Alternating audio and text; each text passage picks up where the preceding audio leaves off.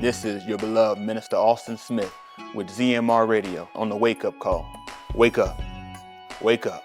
It's high time. All right, we do always rise, giving all the kabod and the kabod, which is the glory and the honor to the Most High Yah through his being, which is his son, Yahusha HaMashiach, who died and ransomed himself for our sins and our transgressions, that we might have an opportunity to take Alam Kai.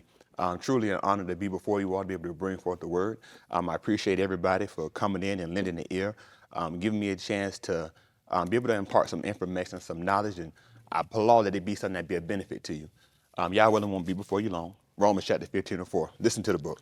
For whatever Nikatab before, Nikatab to Lamadas, so that through endurance and through the Nakumath of the Ketubim, we might have Tikva. So the thing that we look back at is we look back at the things that were given to us before time, and we look at the value that we have for those things. Ironically, me and Sharath were just talking a second ago about one individual in particular who was here and had an opportunity to come before us and hear the debar, but due to the actions of his own, that he got severance. He got a severance package.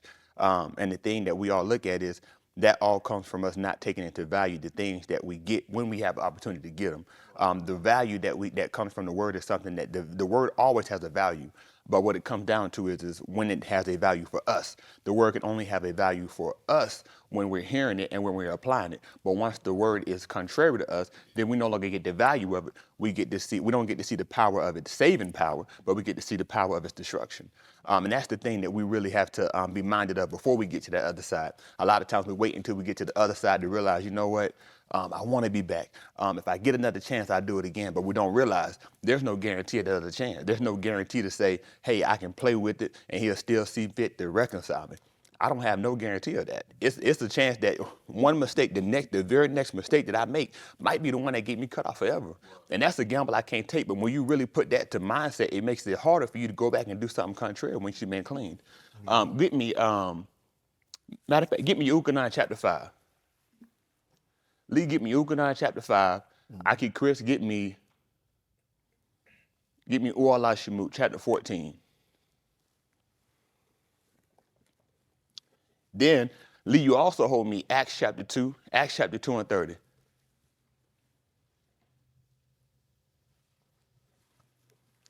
Go ahead and give me that Ukanan chapter 5. Listen to the book. After these things, there was a cog of the Yahudim, and Yahushua went up to Jerusalem. In Jerusalem, there was a pool near the sheep gate, which is Kara in Abri language, Beth Hasidah. It had 5 porches. There lay many sick, blind, lame, and withered for great strength, and they were waiting for the Ma'im to move. For a Malaki descended at its appointed time to the pool and was stirring the Ma'im in it. So the thing that we look at, even while we're going, I didn't think about this at the time, but how do Yahuah, how you allow things to move as he's reading it. One of the things that you look at, there was a pool. The name of the pool was Bethesda, Bethesda, what they said in the King James Version. But nonetheless, and guess what? Many sick and impotent people all laid there. All because they knew, hey, listen, this is my condition, and because I don't like my condition, I'm going to go to a place where I can get healing. So that's the thing that we have to look at. If you really desire healing, I would be so set at, I'm going to make sure that I keep myself attentive and make sure that I stay at the place where healing is. Come on. The first one was to go down in its midst after the stirring of the Ma'im, and he became well from every ailment that clung to him. So the thing that we also look, I think preacher referenced it, no, I know he did. He spoke about it yesterday also. But the thing that we had to look at is though they all knew, hey, listen, we all sick, all of us are sick, all of us are at the place to get healing, but only one person can get healing at one time. That didn't discourage them from being minded to say, I want to make sure that I'm there. The thing that we have to come, even when we look back at that 15th chapter of the book of Romans, and we go back to that opportunity, there was an opportunity that only came once a year, once the Ma'im was troubled. So the thing that I'm looking at is I want to make sure everybody else is competing for the same opportunity. That's the same thing that we look at with the similitude of salvation. Each and every one of us should be competing for that same opportunity to be saved. Now, the thing that we have to look at is what happened when he troubled the Ma'im. Somebody else might try to come in and beat me to it. And the thing that creates that greater urgency is based upon me knowing my situation. Based upon how much I dislike the current situation is going to be shown based off of what I do when the time for healing comes. That's the same thing we look at when we hear the word. A lot of people will come in and hear the word, but every time when the word is brought forth, that's the Mayim being troubled. Now, how much time do you have to wait and to sit around before you jump in? You ain't got long because somebody might beat you to it. In the second chapter of the book of Acts of the Shalakim, guess what? The Ruach HaKodesh fell on all of them that were there. It just so happened to fall that way. Now, guess what? You look later on, it said that he added on such and such as should be saved. But guess what? What if those other opportunities wouldn't have came? That meant the only people that would have got it were people that were there the first time. That's what we have to look at when we had the opportunity to hear the word. We don't have any guarantee or any certainty that he's going to keep allowing the Mayim to be troubled. All you have is right now. All you have is this opportunity set before you right now to make sure that you get your salvation and you get the remission for your transgressions. Come on. There was a certain Ish, and he was in his sickness for 38 shanim. Yahushua saw him lying there, and yada that the yamim of his disease were very long. He said to him, "Do you desire to be healed?" The sick Ish answered him, "My Adon, there is no one with me to put into the pool when the Mayim is stirred. And before I come, another goes down before me." Yahushua said to him, "Kum, carry your pallet and halak." So this is what you have to look at. He had been in this situation for how long? 38. 38 long years. 38 long years I've been sitting in the same situation and I've been captive to this illness. This thing has held me for all these years. And the thing is, though I might want to be delivered from it, I couldn't do it on my own. I needed a man to give me deliverance. I need a man to usher in the deliverance that I say I'm seeking. Come on. Instantly, the Ish regained his strength and picked up his pallet and halak. And so what Mayim came that gave him that healing?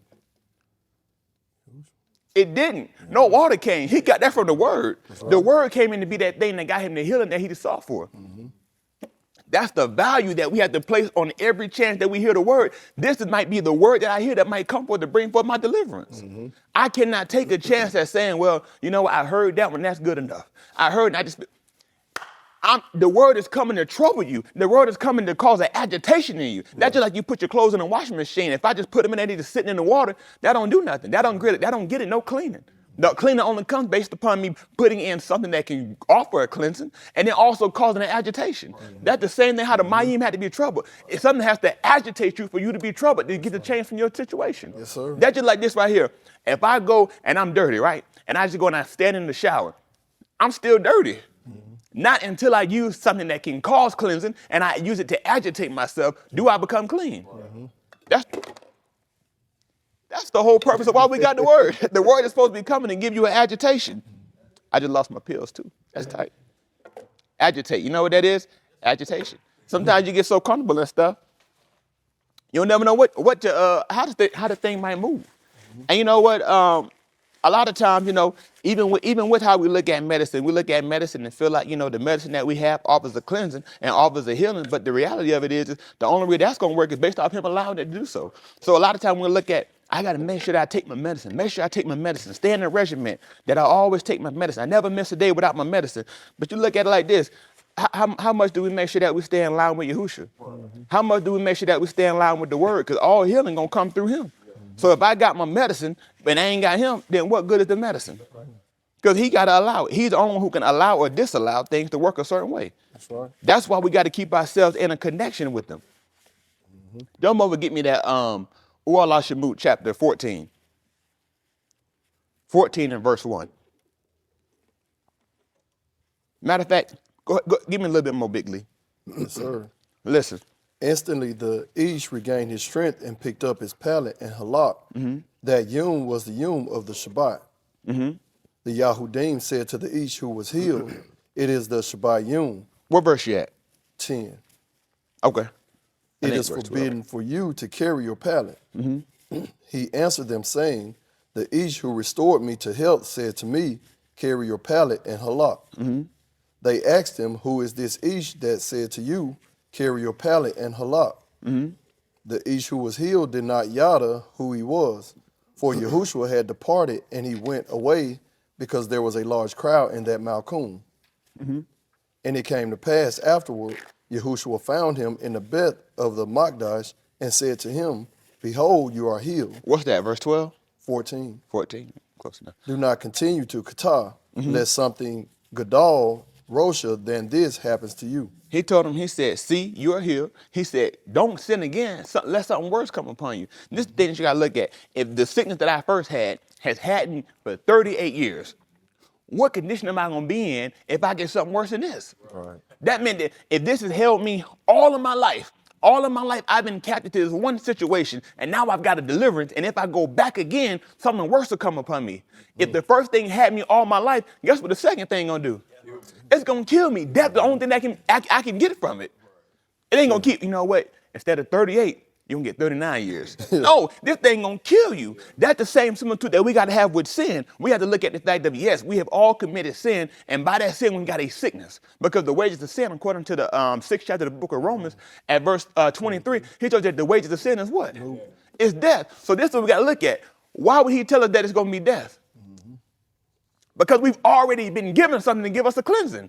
So it only makes sense that if I go back and I do it again, that something worse will come upon me. Now, instead of me getting a healing, I'm going to get death. Yeah. I'm not going to get a deliverance. He's not going to keep saying, you know what, I sent Yahushua to die for you the first time. I'm going to send another one. I'm going to send Yahushua a little brother. It's not going to happen. I'm not going to keep killing my sons for you. I want you to kill yourself. Kill out the thing that's causing you to go against me. Yeah. Matter of fact, Yahuah chapter 14. Listen, matter of fact, before we go there, Lee, get me Yahuah, I think it might be 2, chapter 2. And see, for whatever reason, 2 and 10 come to mind and 1 and 10 come to mind. Let's try let's try 2 and 10. Let's see what it says. But you can go ahead and start me off, Aki Chris. Yahuah, they call the book of Exodus, chapter 14, at verse 1. Listen to the book. Now Yahuwah spoke to Musa, saying, speak to the Bani of Yasharal and let them return and camp before Pi Hakarath, between Migdal and the Yam. You shall camp in front of Baal Saphon, opposite it by the Yam. So for Pharaoh shall say to the Bani of Yasharal, they are wandering in their rots. The Bamad has shut them in. Thus I shall harden Pharaoh's lob, and he shall chase after them, and I shall be honored through Pharaoh and through all his Saboth. And the Mishrites shall know that I am Yahuwah, and they did so. This is what you got to look at. He said that Pharaoh was going to think, they just sitting there, they just wondering, because nothing happened yet. That's just like the man who was sitting at the pool. He was sitting there for 38 years. Guess what it looked like? He's just wondering. He's entrapped. He's stuck based upon the sickness. There's nothing that can offer deliverance for him. But let's see what happened with Pharaoh thought that. When the Malak of Mizraim was told that the arm had fled, the lob of Pharaoh and his abadim were turned toward the arm, and they said, what is this we have done, that we have let Yasharal go from serving us? So he made his chariot ready and took his arm with him. He said, what is it that we have done, that we let them go from doing what? That we have let Yasharal go from serving us. Don't you think that sin want to keep a hold on you? Because what the writer told you, that he that committed sin is the what? You the servant of sin. You think sin want to let his servant go? If I let my servant go, then how do I get my power? How do I get my kabul? Who's worshiping me? Who's doing what it is that I'm calling for them to do?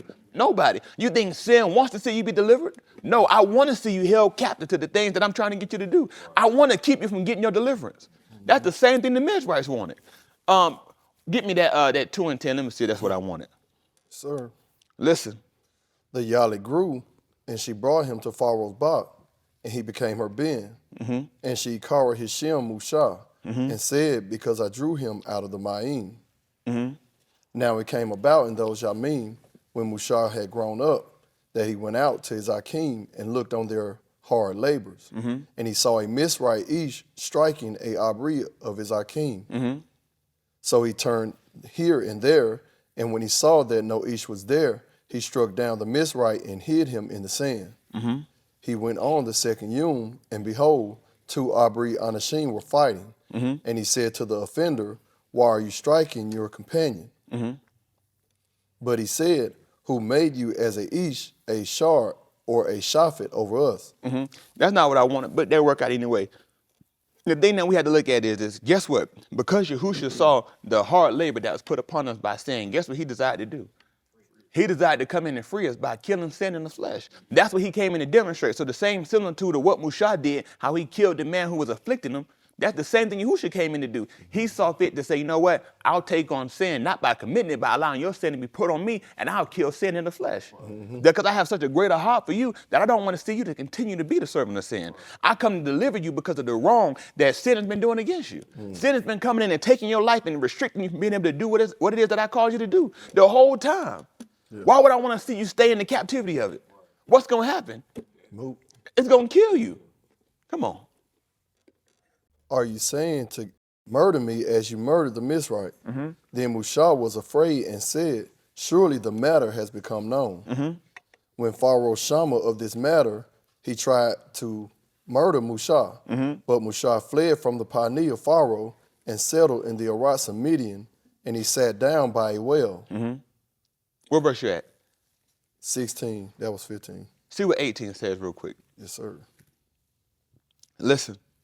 When they came to Rual their Abba, he said, why have you... What's the last verse? 25. Give me 20. Yes, sir. Listen. He said to his Banut, where is he then? Why is it that you have left the Ish? Make it 1 and 10. Make it chapter 1 and verse 10.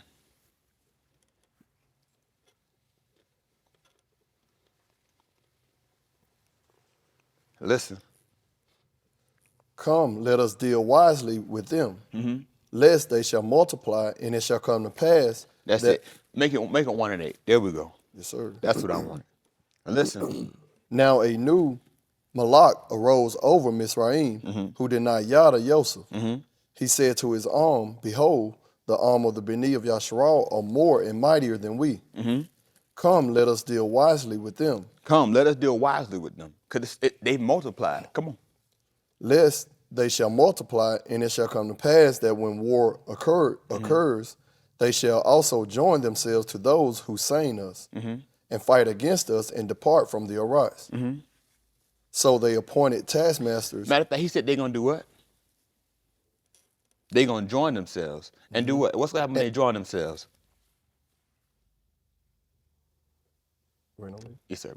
To those who sane us and fight against us and depart from the Arats. They're going to join themselves to those that hate us. Don't you know that that's the whole purpose of why sin keeps wanting to hedge you in? Because it knows that if Yahushua was strong enough to deliver himself from sin, that if we join ourselves to him, that we can also kill sin. Just the same way that he killed our sin in the flesh, that we can kill it out of ourselves. That's why he told you to mortify your members, which is upon the Arats. I'm killing out the things that are servitude to sin. I'm killing out the things that bring forth death. Because I'm desiring life. That's the whole purpose of why sin wants to keep trying to hold you in and hold you down and hold you back. Because guess what's going to happen? If I don't, you're going to join yourself to Yahushua. And then because it'll be more of y'all than it will be with us. That's how he tries to get himself to keep from being overtaken. But little does he know, little does sin know, little do we know, as long as we're the servant of sin, we cannot win. There is no victory. Come on. So they appointed taskmasters over them to afflict them with hard labor. They said, you know what? I want you to be even harder on them. You were already hard on them before, but I want you to be even harder on them. That's the same thing Yahushua just told him. And he said, you go forth and sin, something worse going to come upon you. You know why? Because sin ain't going to want to let you go. If I delivered you, a lot of times you look at it one way, but it worked two ways. You think sin's going to fight with the same strength they had the first time and you won? Now, sin is going to sharpen its skill set. I'm going to work even harder to make sure that you can't get free. All because I saw what you did the first time.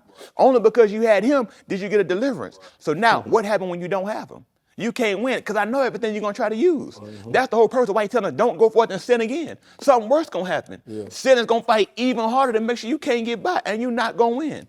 You will not get success. Jump back over at that, what I had you hold on, Aki Chris.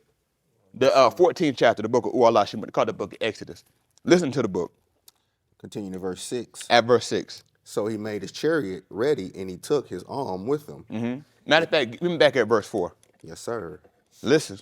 Thus I shall harden Pharaoh's lob, and shall chase after them, and I shall be honored through Pharaoh and through all his Sabaoth. And the Mizrites shall know that I am Yahuah. The same way that Yahuah got his kaboot, he got his reverence from taking down the Mizrites. That's the same kaboot. That's the same thing Yahusha had to do to get his kaboot. In order for us to really glorify him and say, you know what, oh man, this man is so wonderful, so magnificent. It's based upon him taking down sin in the flesh.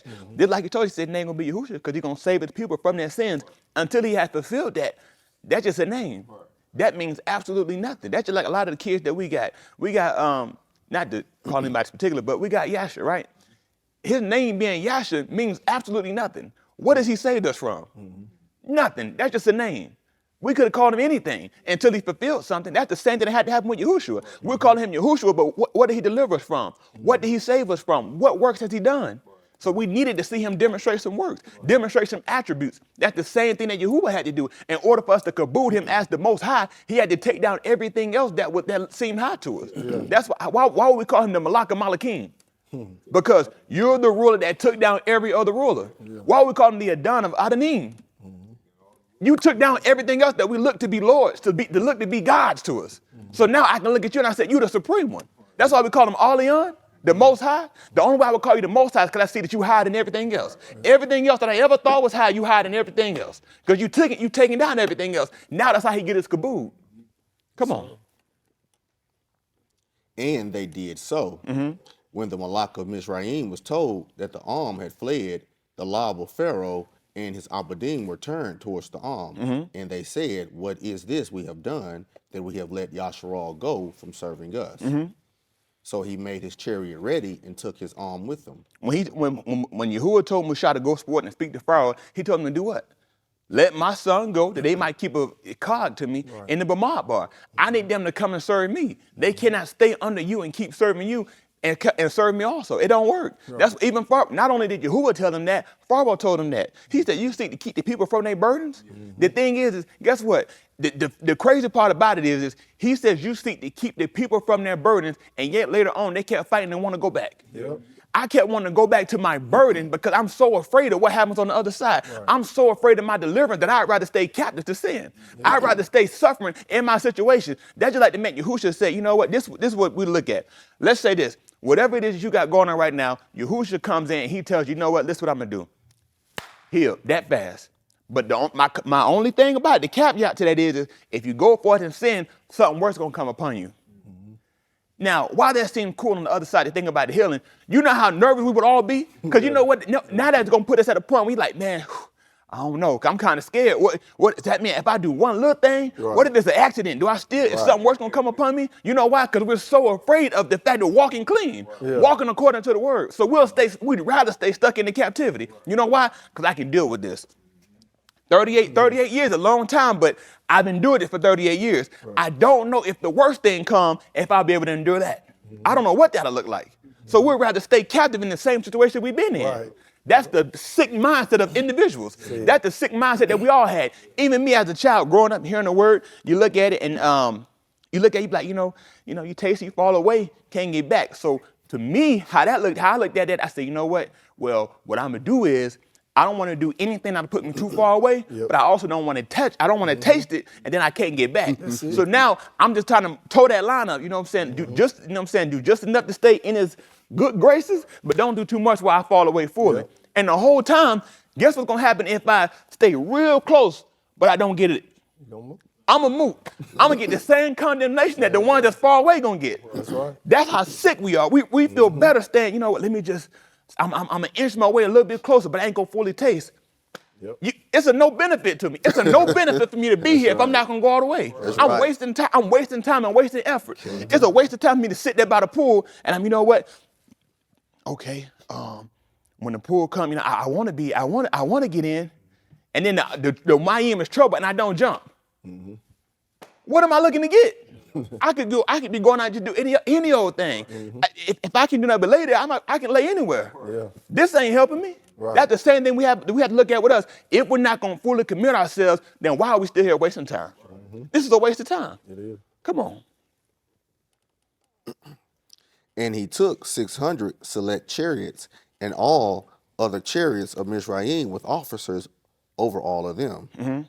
Yahuah hardened the law of Pharaoh, Malak of Mizraim, and he chased Lee, after, hold me that second chapter of the book of Acts to the Shalakim, King, Acts to the Apostles, 2 and 30. Go ahead, I keep the rest. and he chased after the Beni of Yasharal, as the Beni of Yasharal were going out with a high hand. Then the Mizrites chased after them with all the horses and chariots of Pharaoh, his horsemen and his Saboth, and they overtook them camping by the Yam, besides Pi-Harakat, Pi-Ha-Charath, in front of Baal Saphon. Anybody know what that means? Me neither. We'll look it up one day. Come on. Got to be honest. Listen. As Pharaoh drew near, the Beni of Yasharal raised their and behold, the Mizrites were marching after them, and they became very frightened. So the Beni of Yasharal cried out to Yahuah, and they said to Moshe, because there were no Kubar in Mizraim, that you have taken us away to Mut and Bamidbar. Why is this you have done to us to bring us from Mizraim? Is this not the debar that we spoke to you in Mizraim, saying, leave us alone that we may serve the Mizrites? Now, you got such a complaint. So you know what? I've been saying this. Really, I never even wanted to be saved. Yet Yahuah said he did what? What did he hear? I heard your cry. You were crying out to me, but now you're complaining. You know what? I never was really crying.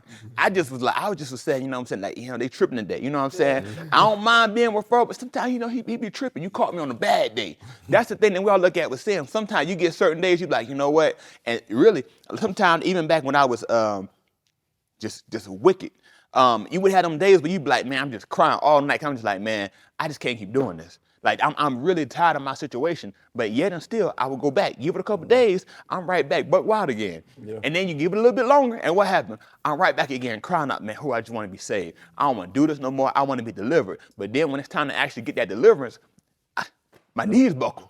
I'm not ready.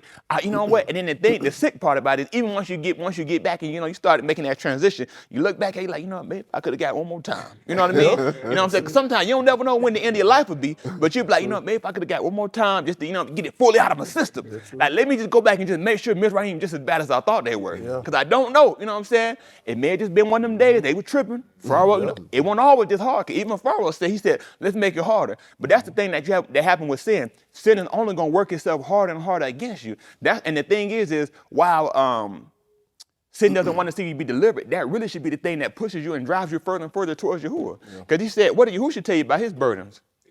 His burdens are light. Pharaoh said, let's make their burdens even harder. But Yahushua said, take my yoke upon you and learn of me. That's my yoke is what? Easy. My yoke is easy and my burdens are light. So yeah, it's work either way it go. I'm going to either be a servant of Elohim or I'm going to be a servant of sin. Right. So either way it go, I'm going to be a servant. But I look at two things. One, how hard is my servitude? And then two, what do I get for my servitude? What do I get for sin? The wages of sin is what? Death. It's death. So that's the compensation I get after all my years of sinning. But what is the gift of Elohim? Alam Ka'i. So this is something that endures forever and ever. This is something that never gives up, that never goes away. That's just like you look at, you work a job, you get a pension, you get a 401k. I'm looking for these things to carry me out through the rest of my life. That's what I get for being a servant of the Most High Yah. I can get something that'll carry me out all the days of my life. Come on. We ain't even got to what I actually wanted. Come on. For it would have been better for us to serve the Mizrites than to Mut and Bamidbar. But Moshe said to the do not Yara, stand by and see the Yeshua of Yahuah. Stand by and see how Yahuah going to work this whole thing out. Come on. Which he shall accomplish for you today. You shall not continue to see them again, Alam. He said, you're going to do what?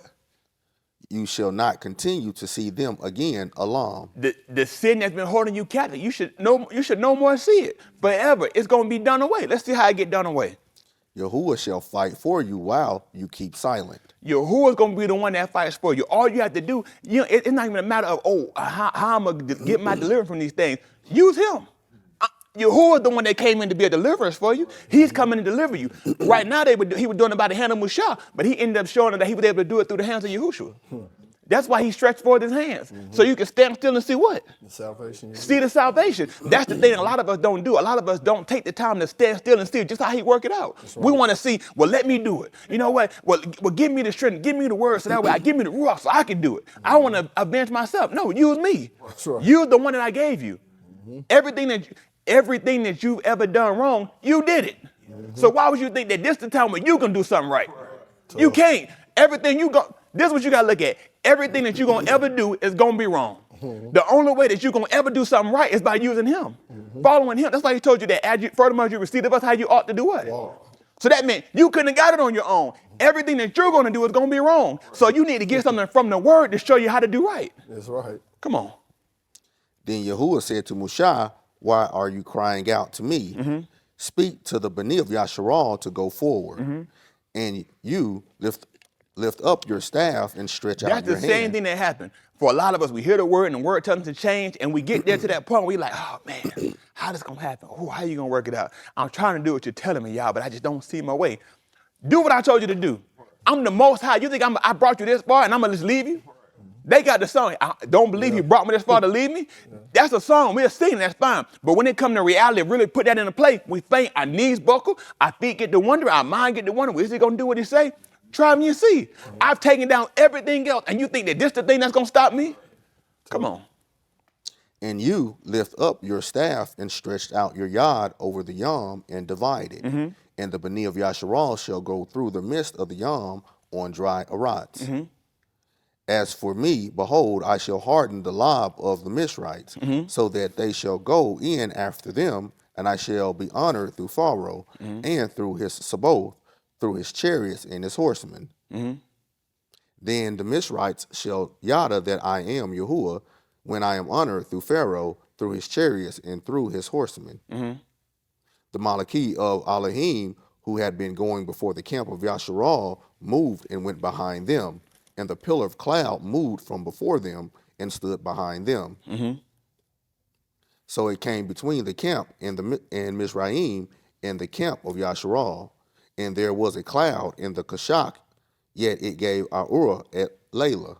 Thus the one did not come near the other all Layla. Then Musha stretched out his yod over the yam, and Yahuah swept the yam back by a strong Kadim wind all Layla, and turned the yam into dry Adumah, so the Mayim were divided. The Bani of Yasharal went through the midst of the yam on the dry Adumah, and the Mayim were like a wall to them on their right hand and on their left. Then the Mishrites pursued, and all Pharaoh's horses, his chariots, and his horsemen went in after them into the midst of the yam. And it happened in the morning watch, Yahuah looked down on the Saboth of the Mishrites through the pillar of fire and cloud, and confused the Saboth of the Mishrites. He took off the wheels of their chariots, and he made them drive with difficulty. So the Mishrites said, let us flee from the Pani of Yasharal, for Yahuah is fighting for them against the Mishrites. Then Yahuah said to Musha, stretch out your yod over the yam, so that the Mayim may come back over the Mishrites, over their chariots, and over their horsemen. So Musha stretched out his yod over the yam, and the yam returned to his normal state at the turning of the morning, while the Mishrites were fleeing to meet. Then Yahuah overthrew the Mishrites in the midst of the yam. So that Yahuah did what? And then Yahuah overthrew the Mishrites in the midst of the yam. That's it. Lee, go ahead and give me that Acts chapter 2 and 30. Chris, get me Ephesians chapter 5 and 22. Matter of fact, it might be 5 and 25.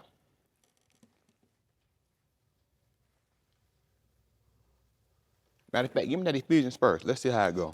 Ephesians chapter 5 and verse 25. Listen to the book.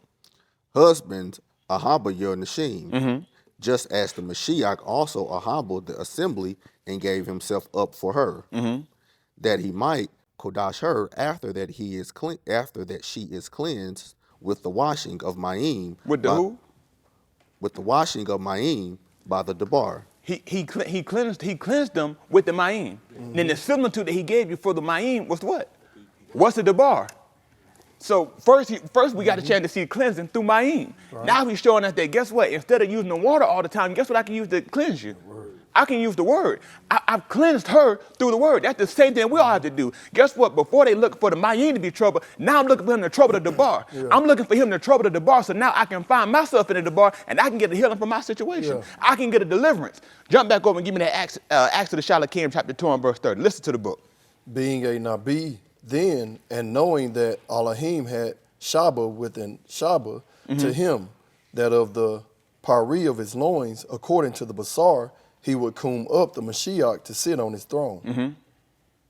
Therefore, foreseeing from a distance, he spoke concerning the Zarak of the Mashiach, that his Nafash was neither left in Sheol, nor in the Kubar, nor also did his Basar see corruption.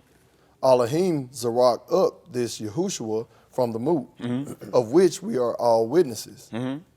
Therefore, having been exalted to the right yard of Elohim, and having received from the Abba the Shaba of the Ruach HaKadosh, he has poured forth this which you now see in Shama.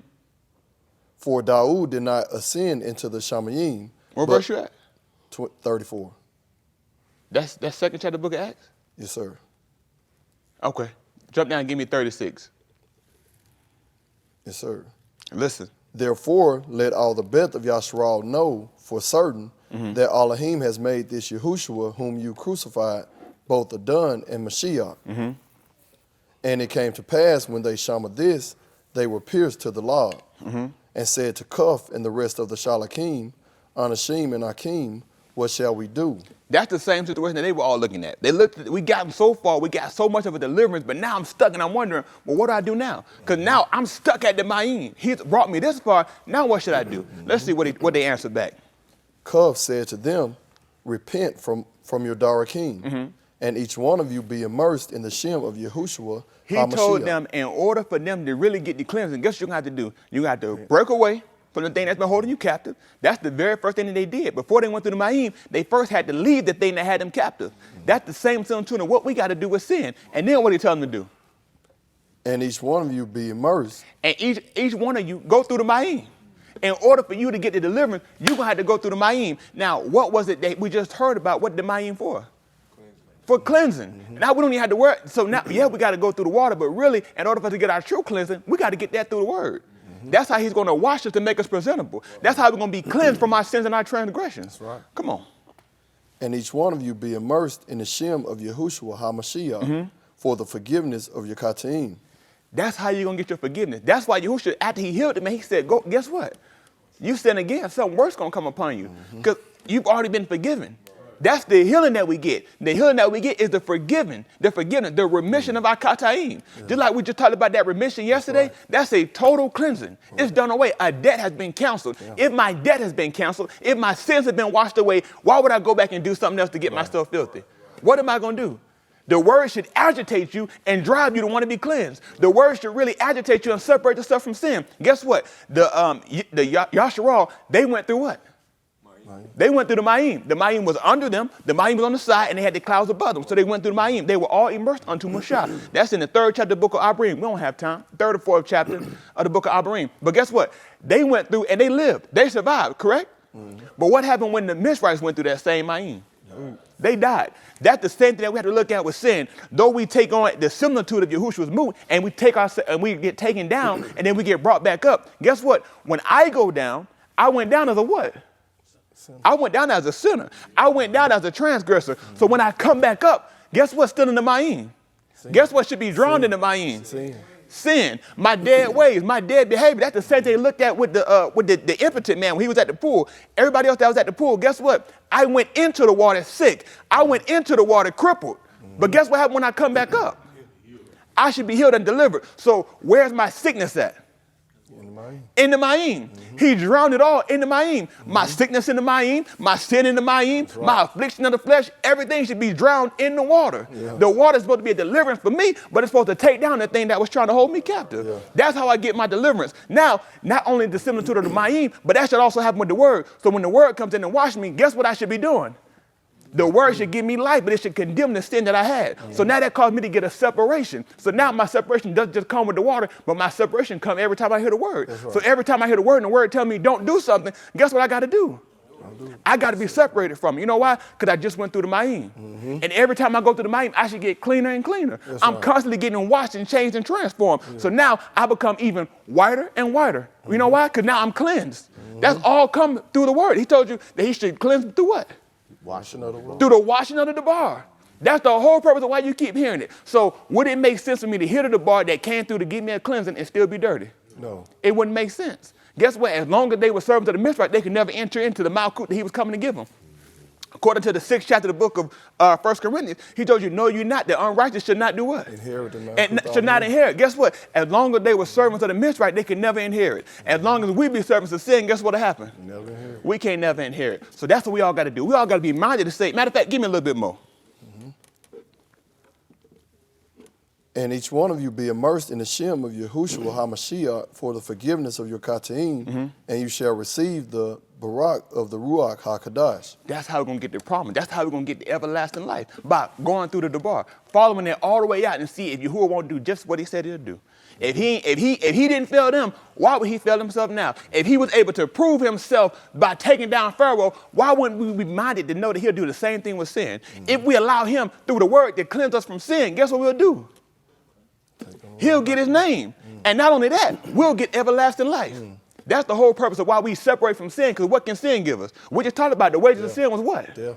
But the gift of Elohim was what? Long was everlasting life. So now all you got to do is put it on the scale and weigh out which one you rather have. That's why Yahushua put his hands up and said, guess what? Guess what he got? Alam Kai. You know how you knew? Because when he got back up, he said what? All power was given him in where? Shalmim and the rock. So guess what that meant? That meant wasn't nothing higher than him and wasn't nothing beneath him that could have been higher than him. You know why? Because I had just took down the thing that had been Elohim to you. I had just took down the thing that had been your Malak. Sin was your Malak. Sin was your Adon. Sin was your everything. Because everything you ever did, you were all under sin. Because he had concluded that all were under sin. Right. So based upon Yahushua taking down sin, now he got the kabod. Guess what you can do to get you some kabod? Take down the sin. Now how we do that? Through using him. Through using the bar. That's why we're here. How do you, Yahuah? Yes, sir.